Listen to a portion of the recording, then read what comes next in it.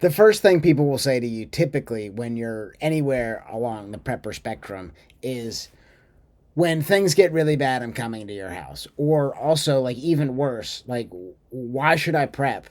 I'm just going to come and take your stuff. And I think this boils down to an overestimation, one, on their skills, and two, on the rewards that they'll get from invading your homestead, right? First, like, let's talk about the skill bias. Uh, why aren't you doing it now? If you're if you're planning on robbing people when things get really bad, why aren't you doing it now? We see time and time again. I'm from Baltimore, and so like we see time and time again that like crimes go unsolved, and the police don't know what's going on, and they don't know anything unless people are willing to tell them, right? But as far as like prepping goes, like why are the people that are saying this not doing it now? It's one, because they have like some moral compass. Two, uh, it's because they have better things to do. Or three, like they don't have the skills to be like kicking indoors, and that's pretty much what it is, I would imagine. And like four, obviously there's like repercussions from uh like you're not going to be a bad egg long enough before people will, cops or not, will rally around and say, hey, listen, this is a threat to our like relative peace. We got to do, somebody's got to do something. And there's, there's that the sheepdog mentality that people talk about in the prepper sphere all the time, is a wolf that will prey on the sheep, but the sheepdog sees himself as part of the flock and is part of the his job is to protect the flock. And a lot of preppers see themselves as that. So to think that like you, uh, middle-aged insurance salesman that's grossly overweight, that hasn't doesn't really know how to use a rifle, is going to like do anything against like a even like base level prepared force, like.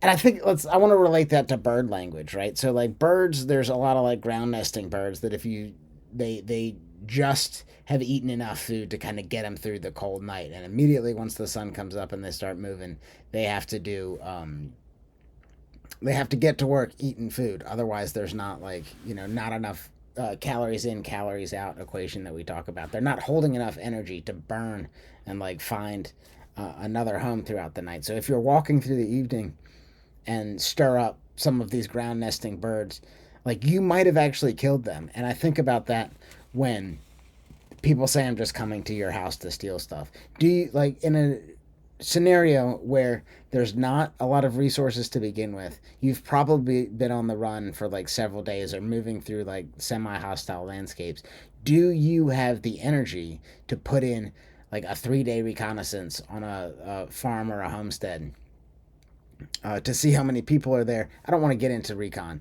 but you probably don't have the energy to put that in to then like attack and then like hopefully get something out, and you don't know what you're gonna get anyway. So it's like, sure, that's like a good, it looks like a good place from the road, but like, okay, they have cows. How do I butcher a cow? Like, how do I deal with this? How do I make so like the meat's not tainted? Or if I'm going into the house to get whatever it is, or like, you're gonna get, how do I know what's in there? A lot of preppers, they're only prepping for like their family and like immediate extended family, so that's only going to get you a couple meals maybe. But um, the risk there, even if it gets you like 6 months of foods, like the risk is that you've made everybody in that area aware and knows that you're a threat, and that's not something that like people will tolerate for a long time. You don't know what you're going to get, but the risk is high. Uh, so I think about like the situation, and people that say that they acknowledge the situation, and they're also like acknowledging their unwillingness to change. Like they bury their head in the sand, the ant versus the cricket story. And I just like wonder, like, why aren't you doing it now? And it's because society doesn't function, as we talked about in the other video. It doesn't function. Uh, it's not a war when things get rough. People come together and try to build the community. So like thinking that you're gonna just like run up in people's houses and you're, because you've seen like some Rambo movies. No, if we go back to the Civil War, Revolutionary War, like times before like fossil fuel medicine, the most of the injuries were like solved by, amputation, right? And if it was a body shot, you just had like a slow and painful death of infection or whatever it is. But like if the bullet didn't get you, the infection would. Um, and so the risk is very high. But people will say, "Oh, if my kids were starving, I would do anything except like prepare, except have a good job, dude. You're a deadbeat dad now, and you ain't ever gonna stop being a deadbeat." And then when shit hits the fan, magically you're not gonna be a deadbeat, and you're gonna rise to the occasion and provide for your family. Just come on now, I don't believe that. Um, it is what it is. Uh, Great, you have a gun. Like, you don't think the preppers have guns too? Like, the to be a prepper, you have to be a little bit paranoid to begin with, and like, just don't expect to walk in and like, oh, thank God you're here, kumbaya. Let's, but like, that's what you're expecting an easy fight, and you don't have the numbers pretty much, and maybe you do, but even then, the amount of food that you get, how much is that really going to benefit you and your super large group? Now we talked about the army metric of like 3 to 1, where it takes 3 invaders to overturn one guy. Uh, and so how many guys or how many people are in that family? Do they all know how to shoot? It's just not a winning scenario. There's much easier targets than somebody that's been thinking about this for decades, multiple decades, even like 6 months or whatever. A lot of my clients, they're like, what guns do I get? That's the first thing they think about. It's rarely it's food, rarely it's water, rarely it's insulating their home. It's like, what guns? And maybe that's because that's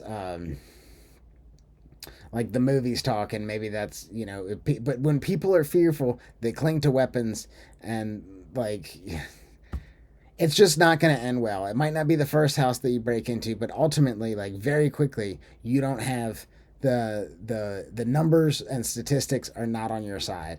um but I mean, it is what it is. But wouldn't it be better to recognize that there's an issue and start putting work into like preparing, saving up some water, buying that extra thing, that extra couple cans every time you go to the store.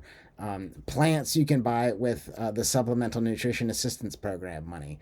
Food stamps. And it's easy to start like guerrilla gardening and cultivating some things, but it's really difficult to be running up inside of people's houses. So I just want to mention these things because we hear it all the time. Like, if shit hits the fan, I'm coming to your house, and my response is always, don't come empty-handed. Hopefully, that you saying this now is enough awareness that like we can get the ball rolling. Reach out. That's what we do, is help people build.